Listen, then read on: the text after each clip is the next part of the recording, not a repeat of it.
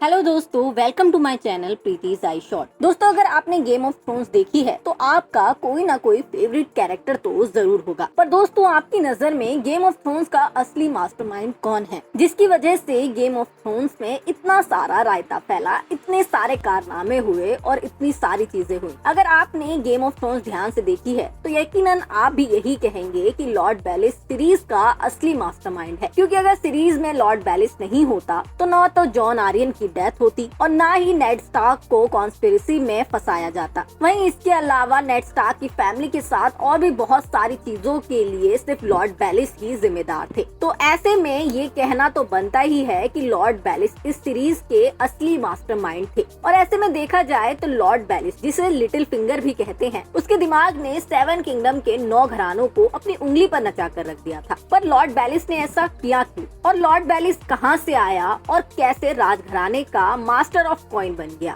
दोस्तों, लॉर्ड बेलिस की कहानी भले ही आपको सीरीज में पूरी देखने का ना मिली हो, पर आज हम आपको लॉर्ड बेलिस का पूरा सच बताएंगे कि क्यों उसे नेड स्टार्क की फैमिली से इतनी नफरत थी, कैसे वो मास्टर ऑफ कॉइन बना और किस तरीके से उसने रॉबर्ट बैरेथियन को कर्ज में डुबो दिया। तो चलिए शुरू करते हैं दोस्तों आज का ये सफर और आपको बताते हैं लॉर्ड बेलिस की पूरी कहानी। दोस्तों, वेस्टरॉस के ईस्ट में समुद्र के किनारे कुछ कटी हुई जमीनें हैं जो उंगलियों की तरह नजर आती है। इसमें जो सबसे छोटी उंगली है उसे फिंगर्स के नाम से जाना जाता है। लॉर्ड बेलिस इसी जगह के लॉर्ड है। चाहे ये जगह छोटी है, लेकिन इस तरीके से लॉर्ड बेलिस को एक वॉर्ड का टाइटल तो मिल ही जाता है। वॉर ऑफ 9 पेनी किंग्स के दौरान पीटर बेलिस के पिता की दोस्ती हॉस्टर टली से हो गई थी, जिस वजह से वॉर खत्म होने के बाद पीटर बेलिस को हॉस्टर टली रिवर्नन ले आए थे। जिस वजह से वॉर खत्म होने के बाद पीटर बेलिस की पूरी जिम्मेदारी हॉस्टर टली ने उठा ली थी और वो उसे अपने साथ रिवर्नन ले आए थे। रिवर्नन आने के बाद पीटर की परवरिश हॉस्टर टली के बच्चों के साथ हुई। हॉस्टर टली की 2 बेटियां थी,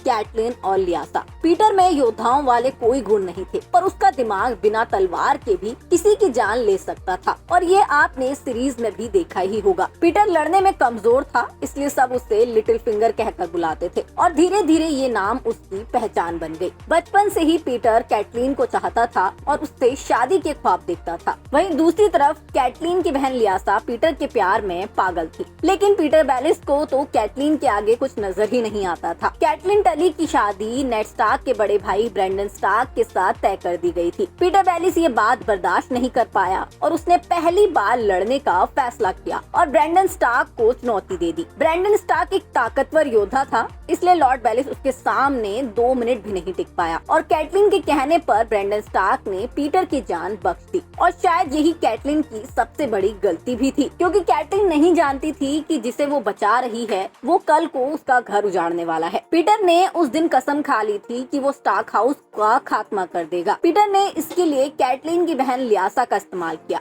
रॉबर्ट रेबिलियन के दौरान ब्रेंडन स्टार्क की डेथ हो गई और कैटलिन की शादी ब्रेंडन स्टार्क के छोटे भाई नेड स्टार्क के साथ कर दी गई। वहीं पीटर लियासा के बीच में शादी से पहले ही कई बार संबंध बने, जिससे लियासा प्रेग्नेंट हो गई थी। ये बात जानने के बाद हॉस्टर टली ने लियासा का अबॉर्शन कराया और पीटर बेलिस को रिवरन से धक्के मारकर बाहर निकाल दिया। जल्द ही लियासा की शादी जॉन आर्यन से करा दी गई, जो कि कैसल ऑफ आयर के लॉर्ड थे। रॉबर्ट बैरेथियन के किंग बनने के बाद जॉन आर्यन को किंग ऑफ हैंड बना दिया गया, पर लियासा अभी भी पीटर के प्यार में पागल थी। पीटर बेलिस ने जॉन आर्यन के जरिए कैसल में जगह बना ली और जल्द ही मास्टर ऑफ कॉइन भी बन गया। मास्टर ऑफ कॉइन बनने के बाद पीटर ने काफी घपले किए, क्योंकि पीटर हेराफेरी में माहिर था, तो उसने राष्ट्रीय खजाने में हेराफेरी कर कई वॉर हाउसेस खरीद लिए। वहीं रॉबर्ट बैरेथियन को पूरी तरह से कर्ज में डुबो दिया और लोगों को लोन देना भी शुरू कर दिया। जॉन आर्यन को भी पीटर बेलिस ने मारा था और लियासा के जरिए झूठा खत भी पीटर बेलिस ने ही कैटलिन स्टार्क को भिजवाया था, ताकि लैनिस्टर और स्टार्क के बीच में प्रॉब्लम शुरू हो जाए। नेड स्टार्क को राष्ट्रीय षड्यंत्र में फंसाकर मरवाने वाला भी पीटर ही था। यानी कि गेम ऑफ थ्रोन्स की इंटरनल पॉलिटिक्स का असली मास्टरमाइंड पीटर बेलिस ही था। गेम ऑफ थ्रोन्स को देखकर ऐसा लगता है कि पीटर बेलिस ने ये सब इसलिए किया